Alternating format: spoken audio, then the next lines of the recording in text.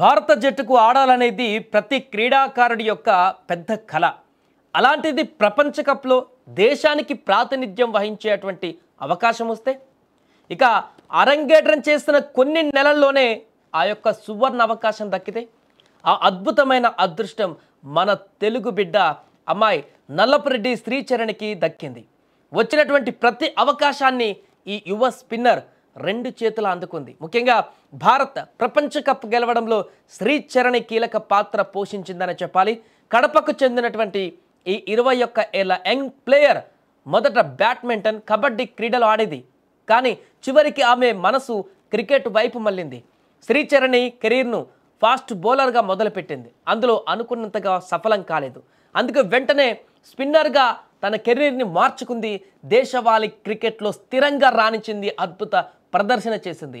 ఈ ప్రదర్శన కారణంగానే గత ఏడాది WPLలో ఢిల్లీ క్యాపిటల్స్ ఈ స్పిన్నర్ను ఏకంగా 55 లక్షలు వెచ్చించి కొనుగోలు చేసింది ఆ ఫ్రాంచైజీ.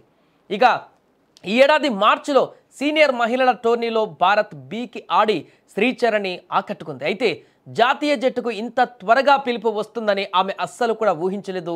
లెఫ్ట్ ఆర్మ్ బౌలర్ కావడం, నిలకడగా రాణిస్తుండడం ఆమెకు ప్లస్ పాయింట్గా మారింది. దీంతో భారత సీనియర్ జట్టు నుంచి ఆమెకు పిలుపు వచ్చింది. ఈ ఏడాది ఏప్రిల్లో శ్రీలంకపై ఆమె అరంగేట్రం చేసింది. అరంగేట్రం చేసిన కొన్ని నెలల్లోనే ప్రపంచ కప్లో పాల్గొంది. ప్రపంచ కప్ జట్టులో చోటు కోసం చాలామంది సీనియర్ల మధ్య తీవ్ర పోటీ ఉంటుంది. ఈ రేసులో ఉన్న కొత్త అమ్మాయి శ్రీచరణ్కి అవకాశం దక్కుతుందని ఎవరు కూడా ఊహించలేదు. కానీ సెలెక్టర్లు అనుభవం కన్నా నైపుణ్యానికే ప్రాధాన్యత ఇచ్చారు.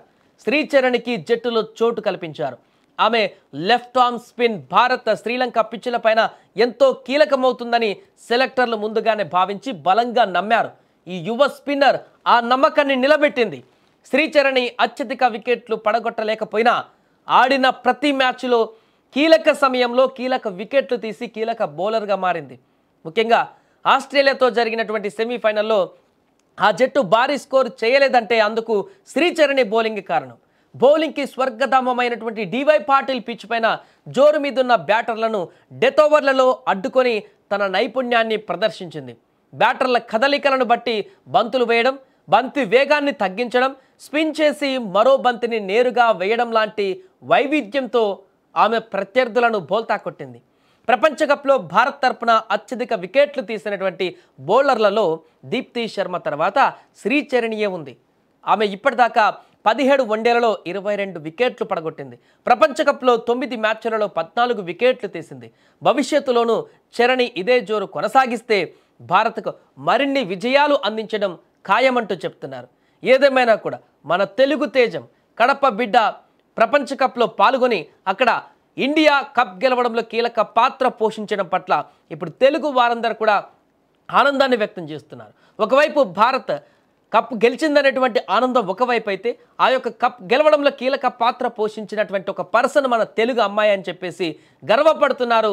పూర్తిగా ఈ యొక్క క్రికెట్ విజయాన్ని సెలబ్రేట్ చేసుకుంటున్నారు. ముఖ్యంగా కడప వాసులైతే మా బిడ్డ, మా ప్రాంతానికి చెందినటువంటి బిడ్డ ఈరోజు ప్రపంచ కప్ ముద్దాడడంలో ఇన్నేళ్ల తర్వాత టీమిండియా కల సాకారం చేసుకోవడంలో తన పాత్ర కీలకమైనటువంటి పాత్ర పోషించినటువంటి ఆమె గౌరవాన్ని పూర్తిగా కాపాడుతున్నారు. ఇంకా ఆనందాన్ని వ్యక్తం చేస్తున్నారు. అంత గౌరవాన్ని ఇచ్చినందుకు కూడా వారి తల్లిదండ్రులు కూడా సంతోషాన్ని వ్యక్తం చేస్తున్నారు. నిన్న మొన్న మాట్లాడుతూ అద్భుతంగా తన అమ్మాయి పర్ఫామ్ చేస్తున్నందుకు చాలా సంతోషంగా ఉందంటూ కూడా తమ యొక్క వారి యొక్క అభిప్రాయాన్ని కూడా వెల్లడించారు.